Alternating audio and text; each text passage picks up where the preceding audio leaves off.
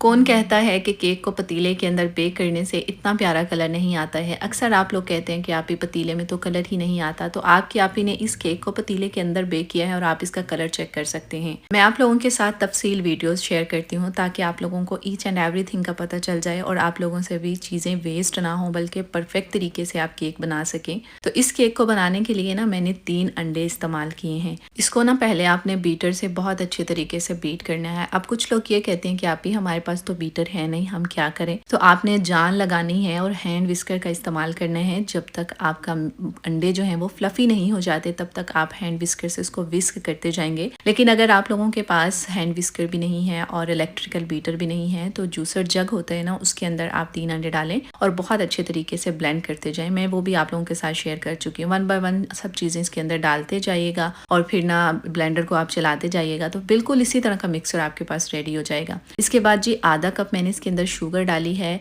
और फिर इसको हम बीट करेंगे। चीनी डालने के बाद ना कुछ लोग कह रहे होते हैं कि हमारा जो अंडों का फ्लफीपन होता है ना वो थोड़ा सा बैठ जाता है चीनी डालने के बाद, तो ऐसा बिल्कुल नहीं होता। आप लगे हाथ इसको बीट करते जाएंगे तो कुछ भी नहीं होगा। थोड़ा सा वनीला एसेंस डाला है, अगेन इसको बीट करेंगे और फिर बस यहाँ पर हमने आधा कप ऑयल डालना है और फिर इसको हमने बीट कर देना है। जितनी शुगर आप लेंगे उतना ही आप ऑयल का इस्तेमाल कीजिएगा। ऑयल डालने के बाद भी आपने 1 मिनट के लिए इसको ब्लेंड करना है या 30 सेकंड के लिए करें, लेकिन इसको करें ज़रूर। अगर आप लोगों के पास नहीं है तो फिर मैं आप लोगों से यही कहूँगी कि आप जूसर जग में भी ये सब काम कर सकते हैं। केक बनाना कोई रॉकेट साइंस नहीं है। अगर आप लोग इसको थोड़ा सा बीट कर लेंगे तो आपसे भी केक बेहद अच्छा बनेगा। अच्छा, इस सब चीज़ों को बीट करने के बाद ना 1 कप लेवल का मैदा लेना है, छना हुआ, इसके अंदर डाल देंगे। 1 चम्मच में इसके अंदर बेकिंग पाउडर का डालूंगी। बेकिंग सोडा का इस्तेमाल हम नहीं करेंगे। बेकिंग पाउडर अच्छी कंपनी का हो तो उससे भी आपका केक बहुत अच्छे से राइस हो जाता है। और बस इसको हमने ना स्पैचुला से मिक्स करना है। मुझे स्पैचुला से मिक्सिंग करने में थोड़ी सी प्रॉब्लम हो रही थी, फिर मैंने बीटर से इसको 30 सेकंड के लिए इसको मैंने बीट कर लिया था।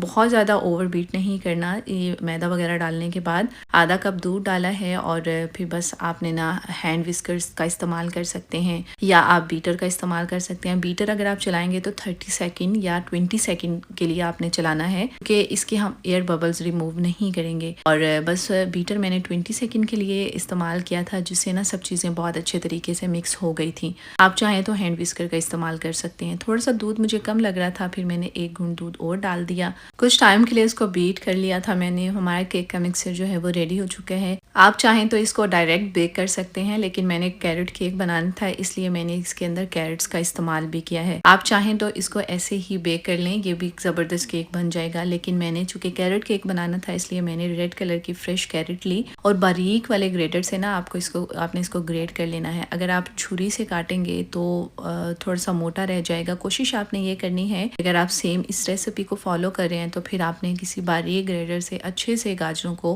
बहुत बारीक बारीक ग्रेट कर लेना है। और तकरीबन मैंने एक नॉर्मल साइज़ की गाजर ली थी, पहले मैंने हाफ डाली, मुझे कम लग रही थी, फिर मैंने हाफ इसके अंदर और कद्दूकश कर दी। अच्छे से हम इसको मिक्स कर लेंगे। हमारा बैटर रेडी हो गया है। आप इसको सिंपल भी बना सकते हैं। अगर आप इस रेसिपी को फॉलो कर रहे हैं तो फिर इसमें कैरेट्स डाल दीजिएगा, मेरे कहने पे बहुत अच्छा जायका आता है। इसके बाद सिंपल आपने मोल्ड लेना है, ब्रश की मदद से ऑयल सारी साइडों पे आपने अच्छे तरीके से ग्रीस कर लेना है। अगर आप बटर लगा के इसमें बटर पेपर भी नहीं रखेंगे ना, सिंपल आप बटर से सारी साइडों को ग्रीस कर लें और हल्का सा मैदा डस्ट करके अपना केक का मिक्सचर डाल दें तो भी केक चिपकेगा नहीं। लेकिन अगर वो नहीं कर सकते तो सिंपल आपने सारी सरफेस पे इसकी ऑयल लगाना है और मैंने इसी साइज़ का ना बटर पेपर काट लिया था और उसको हम इसके अंदर डाल देंगे। और जो केक का मिक्सचर बनाया था अब इसके अंदर हमने ट्रांसफ़र कर देना है और बहुत अच्छा केक बनता है। मैं फिर आप लोगों से कह रही, मैंने फर्स्ट टाइम बनाया था, मुझसे फर्स्ट टाइम में भी बहुत अच्छा बना था। केक का बैटर डालने के बाद ना आप इसको 2 दफ़ा टैप टैप कर दीजिएगा। ऊपर मैंने ना खूबसूरती के लिए ना थोड़ी सी और मैंने गाजर को ग्रेट कर दिया था ताकि जब ये बेक होके आए ना तो इसके ऊपर ना गाजर का बड़ा प्यारा सा कलर हो। लेकिन खैर जब ये बेक होकर आया था गाजर तो बिल्कुल नज़र नहीं आ रही थी। अच्छा, अब इस मोल्ड को उठा के ना आपने सिंपल पतीले के अंदर रख देना है। पतीले को पहले से प्री हीट कर लीजिएगा। मैंने 20 मिनट के लिए इसको प्री हीट किया था, ये अच्छा खासा गर्म हुआ है। और फिर बस हमने मोल्ड को बीच में रख देना है और इसको कवर कर देंगे। बार बार खोल के देखने की ज़रूरत नहीं है, आपका केक उससे राइस भी नहीं होता और कलर भी नहीं आता। आप टाइमर सेट कर लें 40 या 45 मिनट्स तक आप इसको कवर रहने दें। 45 मिनट के बाद आप इसको खोल के देखेंगे तो आपका केक का ऐसा ही खूबसूरत कलर आएगा। यकीन करें, इसको इसको मैंने बेकिंग ओवन में बेक नहीं किया, बल्कि आप लोगों के सामने मैंने इसको पतीले में बेक किया है और कलर आप देख सकते हैं कितना ज़्यादा खूबसूरत कलर आया है। आपने इसको चेक कैसे करना है, स्टिक डाल के आप इसको चेक कर सकते हैं। केक अंदर तक आपका बेक हो गया है। फिर बस ये हमारा केक बेक हो गया था, हमने इसको निकाल लिया था। थोड़ी देर ठंडा होने दीजिएगा और नाइफ़ की मदद से इसकी सरफेस इसको सेपरेट कर लीजिएगा। ये चिपकेगा नहीं, बहुत ईजीली बाहर आ जाएगा अगर आप अच्छे तरीके से मोल्ड को ऑयल से ग्रीस करेंगे। तो जो लोग ये कहते हैं ना कि पतीले में कलर नहीं आता, पतीले में केक बेक नहीं होता, ये सब फ्रॉड है, ये सब झूठ है, तो ऐसा कुछ नहीं है। हम भी पतीले में ही आपको बेक करना सिखा रहे होते हैं। ये कोई गलत चीज़ नहीं है, ये कोई गलत बात नहीं है। बहुत अच्छा केक बेक होता है। इसके बाद ऊपर ना मैंने क्रीम डाल दी थी। आप टेट्रा पैक क्रीम का इस्तेमाल कर सकते हैं, आप क्रीम चीज़ का इस्तेमाल कर सकते हैं। कोई भी क्रीम कैरेट केक के ऊपर डालेंगे ना, उससे टेस्ट बहुत अच्छा आएगा। और जी सारी साइडों पर हम लगा देंगे। मैंने घर की मलाई का इस्तेमाल किया है, जिससे बहुत अच्छा टेस्ट आ रहा था। ऐसा लग रहा था जैसे आप खोया खा रहे हो केक के साथ। तब आपको पता है घर का अगर खालिस दूध हो और फ्रेश मलाई हो ना, उसका क्या ही जायका, क्या ही टेस्ट है। थोड़ी सी हम गार्निशिंग कर देंगे, थोड़ी सी कैरेट इसके ऊपर ग्रेट करके डाल देंगे। और मैंने इस केक को ना कहीं पर देखा था, खाया भी था, मुझे बहुत पसंद आया था। तब से मैंने सोच लिया था कि यार मैं इसको घर में खुद अपने हाथों से ट्राई करूंगी, भला ये कैसे बनता है। और रियली मुझसे बहुत अच्छा बना था, जायके में बहुत अच्छा था और टेस्ट बहुत अच्छा था। क्रीम डाल के तो और ही इसका टेस्ट दुबाला हो गया था। आप लोगों ने केक की रेसिपी कभी ट्राई की है, सिंपल वाली या चॉकलेट वाली, तो कमेंट सेक्शन में मुझे बताइएगा। अगर नहीं की है तो आप करें, आपसे भी बिल्कुल परफेक्ट कलर के साथ केक बेक होगा।